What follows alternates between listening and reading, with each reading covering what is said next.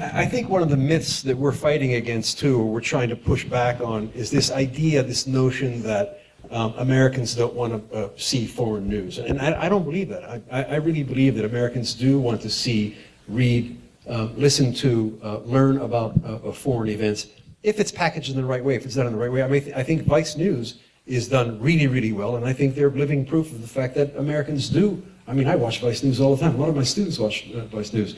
And there's a group of students here from Rutgers University. We don't want you to be depressed when you walk out of this room, okay? I take it all back.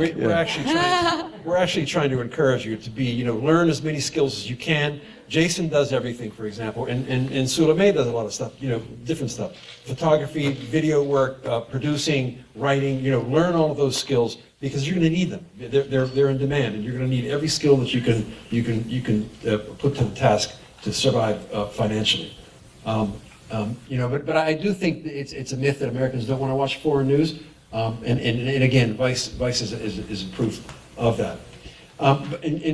I want, let's engage other folks here. There must be questions out there about, particularly to these folks who are out there all the time, much more than I am. I mean, my primary gig is American University, and I try to do as much of this stuff on the side as I can, but my anchor, my financial, my career anchor is American University in teaching. But I want to keep contributing to the field and to motivating people like the people sitting in this room to do what, Jason and Suleimeh and I have done for years. Do you have any questions, particularly the folks who are just starting out? Go ahead. I want to thank you so much. This is an incredible project and a really important one. I want to thank you for being here and sharing your experiences. I have been a photo editor for Newsweek, Time, New York Times, news organizations for decades, and Bill was my mentor as a photojournalist as well.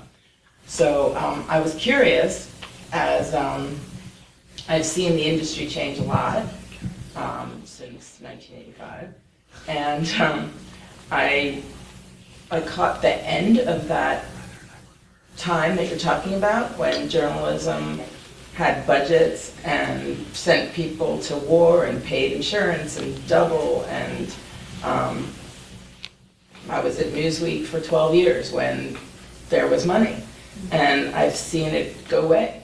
But I've also seen photo agencies like Getty Images take over the industry a bit. And I wonder if you could speak a little bit, because in some ways I've gone to the land of the retired photo editors. I work at Scholastic Publishing and Education now.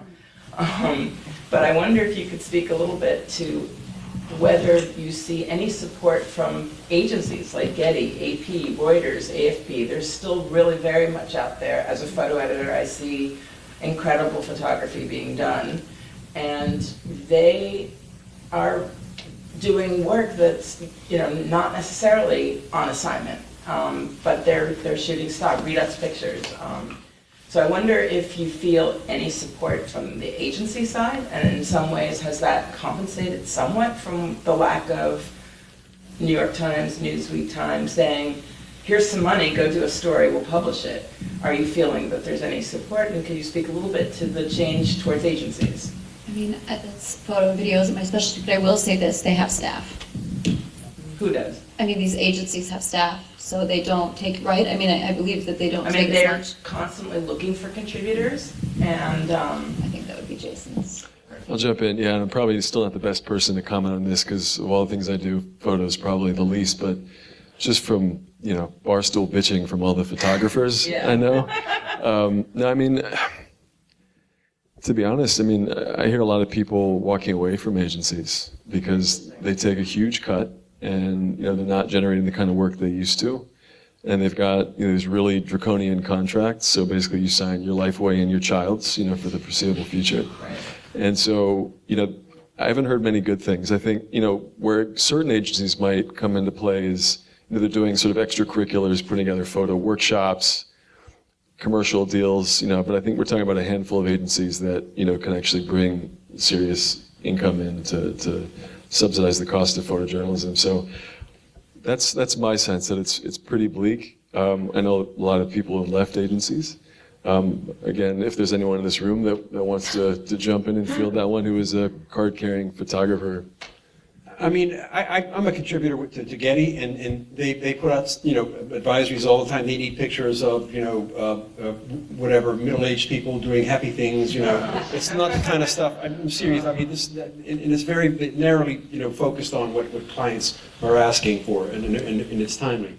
It's not the kind of stuff we used to do when Karen Malarkey was sending me to Salvador to cover a conflict, or to go up to the mountains in Nicaragua, spend 3 weeks up there running around with the Sandinistas. No one has that kind of money. You can go out and do it yourself, and if you're a good salesperson, and if your work is good, you can get that stuff out, and it'll bring you in money.